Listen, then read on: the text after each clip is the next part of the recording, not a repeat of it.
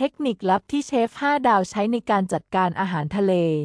1. กุ้ง สอดซ่อมเข้าที่ขอบเปลือกกุ้งดึงเบาๆคุณสามารถนำเปลือกกุ้งออกได้อย่างรวดเร็ว 2. ขาปู เพียงหักส่วนที่อยู่ใกล้ข้อต่อก็สามารถแกะขาปูออกได้เนื้อที่สมบูรณ์ 3. กุ้งมังกร วางกุ้งมังกรไว้ใต้ผ้ากดไปข้างซ้ายทีและขวาทีคุณก็สามารถเลาะเนื้อกุ้งทั้งตัวออกได้อย่างง่ายดาย 4. หากไม่มีคนช่วยปอกกุ้ง เสียบไม้ไผ่กับตัวกุ้งใช้ตะเกียบเพียงคู่เดียวคีบเปลือกกุ้งออกได้อย่างง่ายดาย 5. ปลาหมึก จับหนวดปลาหมึกแล้วดึงส่วนหัวออกเอาอวัยวะภายในและกระดองออกลอกหนังชั้นนอกแล้วนำเขี้ยวที่หัวออกด้วยวิธีนี้คุณสามารถปรุงอาหารได้อย่างมั่นใจ